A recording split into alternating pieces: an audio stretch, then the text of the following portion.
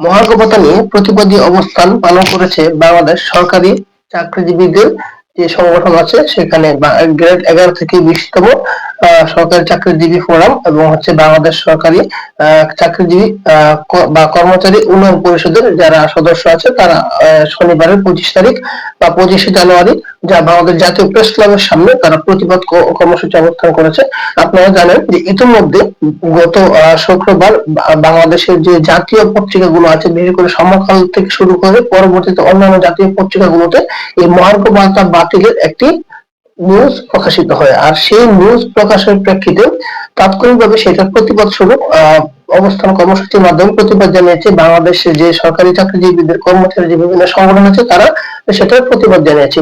যদিও এখনো পর্যন্ত বাংলাদেশ সরকারের পক্ষ থেকে আনুষ্ঠানিকভাবে কোনো তথ্য জানানো হয়নি যে মহার্ঘ ভাতা আসলে বাতিল হয়েছে কি হয়নি, বাট বিভিন্ন সূত্রের মাধ্যমে অর্থ মন্ত্রণালয় সহ বিভিন্ন মন্ত্রণালয় থেকে যে গণমাধ্যম কর্মচারীরা বা গণমাধ্যমের মাধ্যমে আমরা যে জিনিসটা জানতে পেরেছি বা গণমাধ্যম যে জিনিসটা প্রকাশ করেছে যে আমাদের এই মহার্ঘ ভাতা দেওয়ার যে কথা ছিল সেটা আপাতত দেওয়া হচ্ছে না এবং বাতিল হচ্ছে। তো এর প্রেক্ষাপটে তাৎক্ষণিকভাবে প্রতিক্রিয়া জানিয়েছে বাংলাদেশের যে গ্রেড 11 থেকে 20তম গ্রেডের কর্মচারী যারা আছে তাদের যে কর্মচারী বা চাকরিজীবী ফোরাম আছে সেই ফোরামের সাধারণ সম্পাদক মাহমুদুল হাসান চৌধুরী সহ বিভিন্ন গুরুত্বপূর্ণ ব্যক্তি যারা আছে তারা তাৎক্ষণিকভাবে সেটার প্রতিবাদ জানিয়েছে এবং শুক্রবার তারা সন্ধ্যায় বাংলাদেশ জাতীয় সংসদের পাশে তারা একটা ছোটখাটো কর্মসূচি দিয়েছে এবং সেই কর্মসূচির তারা অবস্থান নিয়ে তারা শনিবার দিন সকাল 10টায় বাংলাদেশ জাতীয় প্রেস ক্লাবের সামনে একটি বড় ধরনের প্রতিবাদ অবস্থান কর্মসূচি পালন করে। সেখানে তারা বিভিন্ন এই বিষয় নিয়ে কথা বলেন, বিশেষ করে মহার্ঘ ভাতা বাতিলের যে সিদ্ধান্তটি জাতীয় পত্রিকাগুলোতে প্রকাশিত হয়েছে সেটা যদি সত্য হয়ে থাকে তারা বলেছেন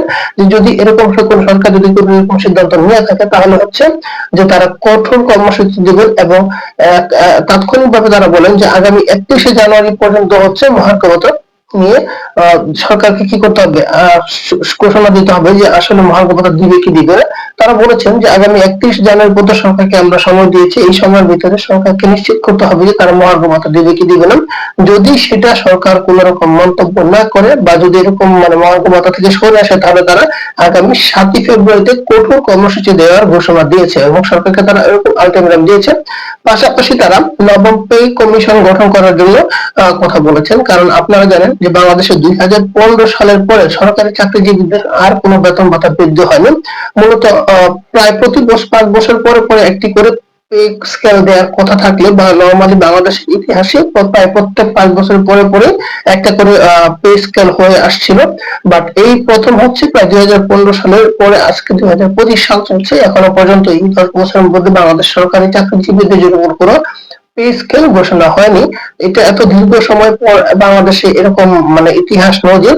তাই বাংলাদেশ সরকার চাকরিজীবীদের দীর্ঘদিনের একটা দাবি ছিল এবং প্রত্যাশা ছিল যে বাংলাদেশে অতি শীঘ্রই একটা নতুন পে স্কেল দেওয়া হবে। তো তাই সেই পে স্কেলের আশায় তারা বসেছিল, কিন্তু বাংলাদেশ বর্তমান অন্তর্বর্তীকালীন সরকার বলেছিল এই মুহূর্তে পে স্কেল দেওয়া সম্ভব না, যার কারণে আমরা মহার্ঘ ভাতা দিচ্ছি।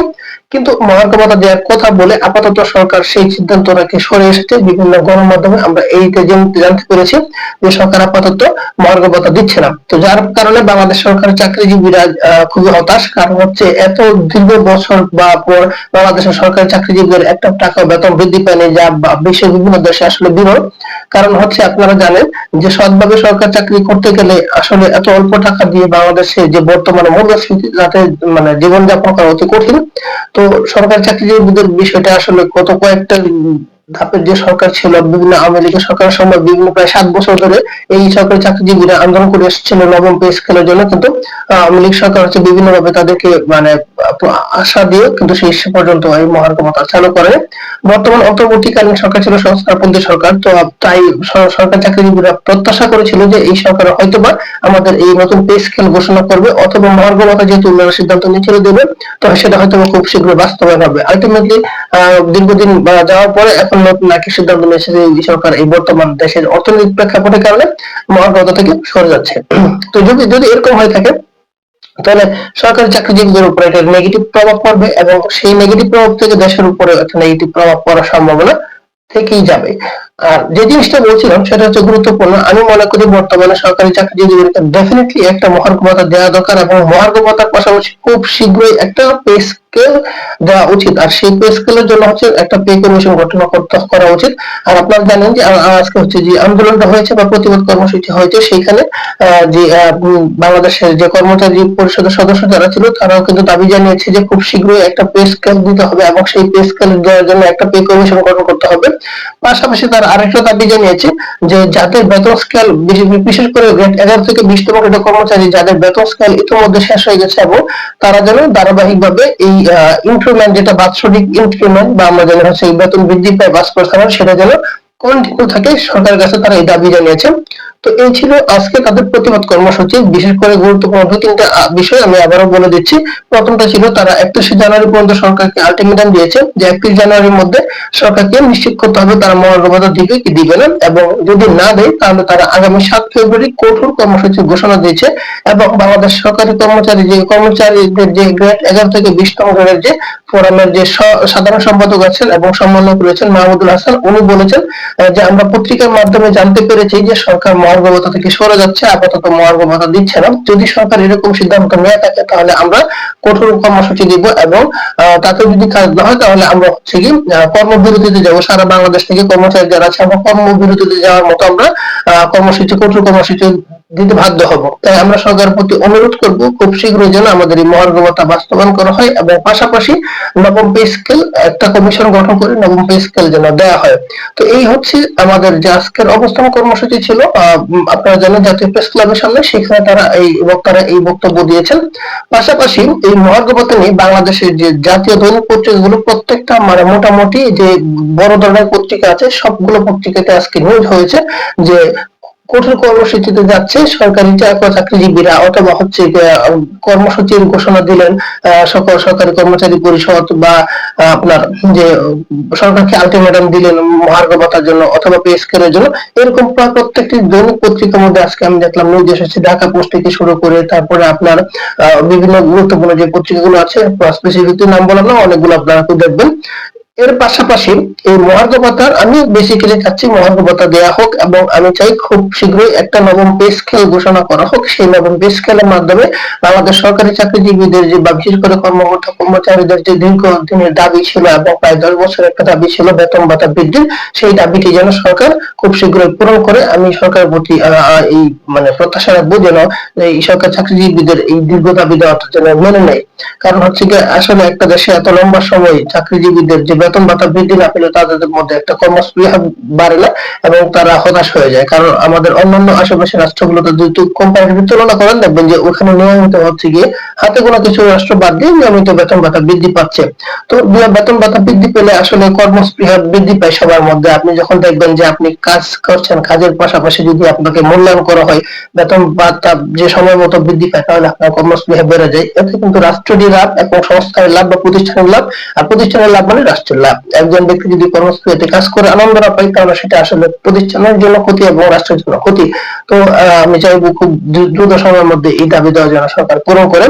পাশাপাশি এই মহার্ঘ ভাতা যেন দেয়া হয়, বিশেষ করে গ্রেড 11 থেকে 20তম গ্রেডের কর্মচারী যারা আছে তাদের যেন খুব দ্রুত এই মহার্ঘ ভাতা তাদের বেতন বৈষম্যমূলক বা বৈষম্যবিহীন যেন একটা বেতন ভাতা কাঠামো তৈরি করে। সেই জন্য হচ্ছে যারা কাজ করার মতো প্রতিশ্রুতি দিয়েছেন তিনি হচ্ছেন বাংলাদেশের বর্তমানে আপনারা জানেন মিডিয়া জগতে খুবই আলোচিত একজন ব্যক্তি পিনাকি ভট্টাচার্য।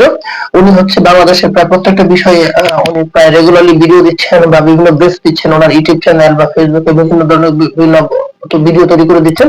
তো বর্তমানে বাংলাদেশে যে গ্রেড 11 থেকে 20তম গ্রেডের কর্মচারী যারা আছেন তাদের যে এই এত অল্প টাকার সংসার মানে চাকরি করতে হয়, এটা শুনে উনি খুবই মর্মাহত হয়েছেন, এবং উনি আশ্বস্ত করেছেন এবং যে আমি এই সরকারি চাকরিজীবী কর্মচারী যারা আছেন, বিশেষ করে গ্রেড 11 থেকে 20তম গ্রেডের কর্মচারী যারা আছেন তাদের বেতন ভাতা যেন বৃদ্ধি করা হয় সেই জন্য উনি চেষ্টা করবেন। এবং সেই জন্য উনি বলেছেন যে আমি একটু সময় নিচ্ছি, আমি একটু বিশ্লেষণ করে দেখি বা রিসার্চ করে দেখি, এরপর আমি এটা নিয়ে আসলে কাজ করব। যদিও উনি বর্তমান রাষ্ট্রের কেউ না, বাট ওনার হচ্ছে কথা অনেকে দেখছি খুব গুরুত্ব সহকারে নিচ্ছেন। তো উনি যেহেতু এটার পক্ষে কথা বলেছেন, ডেফিনেটলি এটা হচ্ছে কর্মচারীদের জন্য একটা প্লাস পয়েন্ট। উনি পাশাপাশি উনি এটাও বলেছেন, পিনাকি ভট্টাচার্য এটা বলেছেন যে আমি সাংবাদিক ইলিয়াস হোসেন যে আছেন উনি আরেকজন গুরুত্বপূর্ণ গুরুত্বপূর্ণ ব্যক্তি, আপনারা জানেন যে উনি সম্প্রতি খুবই গুরুত্বপূর্ণ কিছু ভাইরাল কিছু ভিডিও তৈরি করেছেন। তো সাংবাদিক ইলিয়াস হোসেনও এই বিষয়ে মানে পজিটিভ ইঙ্গিত দিয়েছেন এবং উনি বলেছেন যে এটা নিয়ে উনি কাজ করবেন এবং গ্রেড 11 থেকে 20তম গ্রেডের কর্মচারীদের বেতন ভাতা বৃদ্ধি নিয়ে ওনারা হচ্ছে কিছু কাজ করবেন। পাশাপাশি আপনারা জানেন যে বাংলাদেশে বর্তমানে কিছু গুরুত্বপূর্ণ মিডিয়া তারাও এটার জন্য কাজ করছে, কিন্তু নেগেটিভলি কাজ করছে কিছু সুশীল সমাজ। আজকে যে প্রতিবাদ কর্মসূচি অনুষ্ঠিত হয়েছিল সেই প্রতিবাদ কর্মসূচিতে বলা হয়েছে যে বাংলাদেশে তথাকথিত কিছু সুশীল সমাজ এই সরকারি চাকরিজীবীদের বেতন ভাতা বৃদ্ধির বিরুদ্ধে কাজ করছে, যার কারণে সরকার হয়তোবা এই বেতন মহার্ঘ ভাতা থেকে পিছিয়ে যাচ্ছে। এই সুশীল সমাজদের পক্ষে ওনারা বলেছেন যে এই সুশীল সমাজরা শুধুমাত্র হচ্ছে যে উপসচিবদের বেতন ভাতা গাড়ির সঙ্গে তুলনা করেছেন, কিন্তু উপসচিব বাংলাদেশে হাতে গোনা সামান্য পার্সেন্টেজ আছে, বাট বেশিরভাগ হচ্ছে 10-15 লাখ বা 10 লাখ বা 8-10 লাখ হচ্ছে কর্মচারী। কর্মচারীদের যে এত অন্যান্য বেতন পায়, এত দুঃখ দুর্দশা কষ্ট, এগুলো আসলে এই সুশীল সমাজদের চোখে পড়ে না। তারা শুধুমাত্র উপসচিব বা উপরের মহলদের চিন্তা করে। উপরের মহল দিয়ে তো আসলে এই লাখ লাখ কর্মচারীদের জীবনযাপন হয় না। এই লাখ লাখ কর্মচারীরা, বিশেষ করে 11 থেকে 20তম গ্রেডের কর্মচারী যারা আছেন, তাদের অতি কষ্ট জীবনযাপন করতে হচ্ছে। এই এই এই কর্মচারীদের কথা চিন্তা করে হলে সরকারের উচিত খুব দ্রুত বেতন, বিশেষ করে হচ্ছে গিয়ে একটা বৈষম্যবিহীন একটা বেতন গ্রেড তৈরি করা, পাশাপাশি নতুন পে কমিশন গঠন করে নতুন একটা নবম পে স্কেল ঘোষণা করা এবং যতদিন পর্যন্ত এই পে স্কেল কার্যকর না হয় ততদিন পর্যন্ত মহার্ঘ ভাতা কন্টিনিউ করা, সেটা হচ্ছে গিয়ে সরকারের জন্য অবশ্যই উচিত। আমি মনে করবো যে সরকারি চাকরিজীবীর জন্য এটা করা উচিত, যাতে করে সরকারি চাকরিজীবীরা বিভিন্ন রকম ঘুষ দুর্নীতিতে যুক্ত না হয়। কারণ সময় মতো একজন চাকরিজীবী যদি হচ্ছে মনে করেন একজন চাকরিজীবী যদি সময় মতো বেতন ভাতা না পায় এবং বেতন ভাতা পায়, বাট যদি তার সময় মতো প্রমোশন না পায়, তাদের বেতন ভাতা বৃদ্ধি না পায়, তখন তারা 2 নাম্বার বা আমরা যেটাকে বলি ঘুষ দুর্নীতির সঙ্গে ইনভলভ হয়ে পড়ে বা তাদের যে টেন্ডেন্সি তৈরি হয়ে যায়। বাট সে যদি সময় মতো প্রমোশন পায়, সময় মতো বেতন ভাতা বৃদ্ধি পায়, তখন হয়তো বা তার ভিতরে এই যে মানে ঘুষ দুর্নীতি এই টেন্ডেন্সি তার ভিতরে হয়তো থাকবে না। সৎভাবে সে হয়তো বা জীবনযাপন করার চেষ্টা করবে। তো আমি মনে করি বাংলাদেশের যে সরকারি চাকরিজীবী আছে প্রায় 2015 সালে পরে এখন পর্যন্ত কোনো বেতন ভাতা বৃদ্ধি পায়নি। সুতরাং আমি আমার পক্ষ থেকে বলবো যেন সরকার এই বিষয়ে সুদৃষ্টি হয় এবং সরকার যেন খুব দ্রুত এই সরকারি কর্মকর্তা কর্মচারীদের জন্য একটা নতুন মানে মহার্ঘ ভাতা বাস্তবায়ন করে এবং পাশাপাশি এরকম পে কমিশন গঠনের মাধ্যমে নতুন পে স্কেল ঘোষণা করে। তো এই হচ্ছে আমার প্রত্যাশা। আর সবাই ভালো থাকবেন। ভিডিওটি কেমন লেগেছে যদি ভালো লাগে অবশ্যই আপনার কমেন্টে মতামত জানাবেন। আপনাদের দাবি বাস্তবায়ন হোক আমি দোয়া করি। আর হচ্ছে পাশাপাশি আমার চ্যানেলটিতে যারা নতুন আছেন তারা চ্যানেলটি সাবস্ক্রাইব করে বেল আইকন ক্লিক করে পাশে থাকবেন। ধন্যবাদ সবাইকে। আজকে এই পর্যন্তই। পরবর্তী কোনো যদি আপডেট থাকে মহার্ঘ ভাতা নিয়ে অবশ্যই আমি আপনাদেরকে আপডেট দেওয়ার চেষ্টা করবো। সে পর্যন্ত ভালো থাকেন সবাই। আসসালামু আলাইকুম।